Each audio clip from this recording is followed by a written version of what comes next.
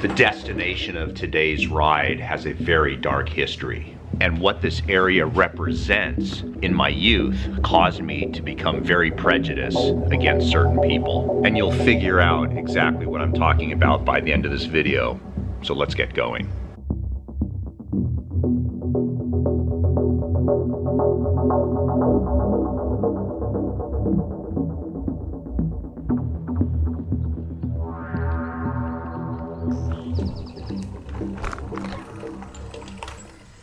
So I'm on one of the most famous roads in the world. Now you really wouldn't know that because it's simply not paved, but there's a section of it that's closed off to cars.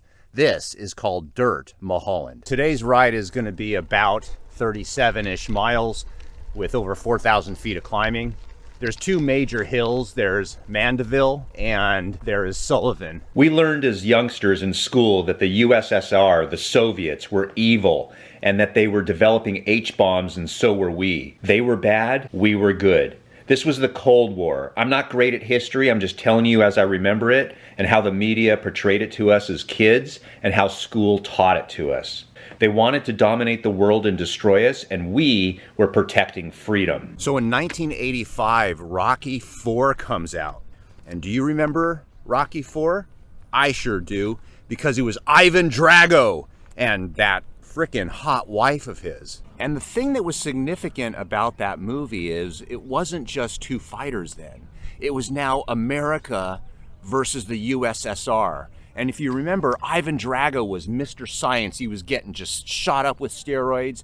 He was working out in a scientific laboratory. And what was Rocky doing? He was working out outside in the mountains, in the frickin' snow. No technology whatsoever. America versus the Soviets. And what happened in the end? Rocky Balboa won. America! Except for one little problem. They were fighting in the USSR. All the fans started cheering for Rocky instead of Ivan Drago. And then of course Rocky does that famous speech at the end and says, hey, these are just two guys boxing it out. It's better than 20 million. And then also in 1985, do you remember American Flyers with Kevin Costner? At the time, that was a great movie. Now looking back, of course, there's some cheesy parts, but hey, that's how Hollywood sees cycling, right?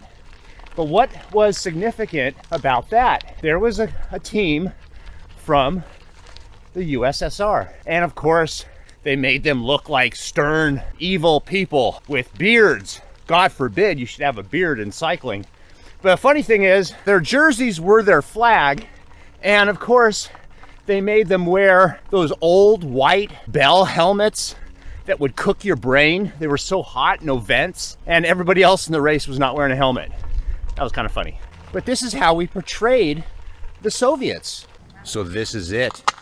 This is what's called the Nike Missile Station. There are 16 of these things surrounding Los Angeles. And what the Army did was they sat here 24 hours a day, every single day, and they watched for nuclear missiles in the sky from the Soviets. And what would happen is, if they found missiles coming in to destroy Los Angeles, they had missiles that would go from Sepulveda into the sky to interrupt those missiles. And the weirdest thing about it is Sepulveda is where I lived. So let's go check this place out. Now, overall, there were over 240 of these things surrounding all our major cities to protect the United States from Soviet bombing.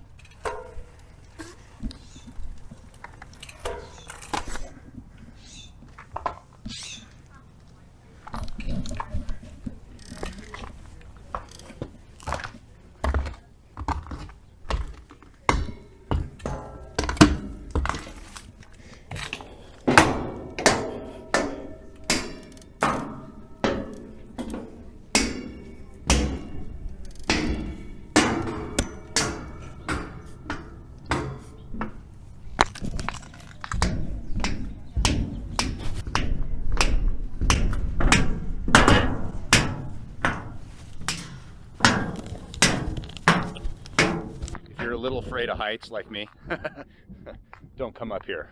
Just hold on to the rail.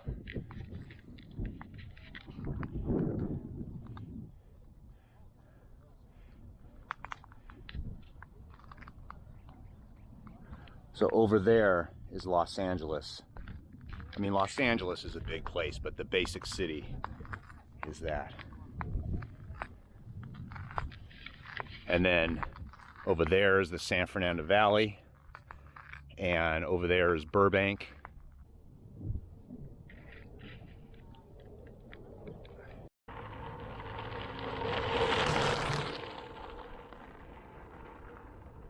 So I was coming down this hill, and all I see is a cone and a little thin orange wire. And look at the drop off. Yeah, I don't think I would be able to bunny hop that. Good thing I saw it. I might edit this part out so my wife doesn't see it. So, looking back, we knew nothing about the people in the USSR. And as of 1991, the USSR was no more. But it was scary times when I was a kid. As kids, we thought nuclear war was just imminent, that we would all die from just a blast and then our faces were melted. Just like the end of the movie Indiana Jones when they opened that tomb. Now this is not a political video because I could give a rat's about politics, but now that I'm older I see that my impression of the Soviets was simply from Rocky IV, American flyers, and the media. It was serious, but it was pretty stupid. Because what I would like to know is, what were they told about us? Is their impression of us just like Baywatch? Now my guess is during that time there were kids just like me. They just wanted to ride their bike, eat a lot of good food, and just live their lives. Yeah.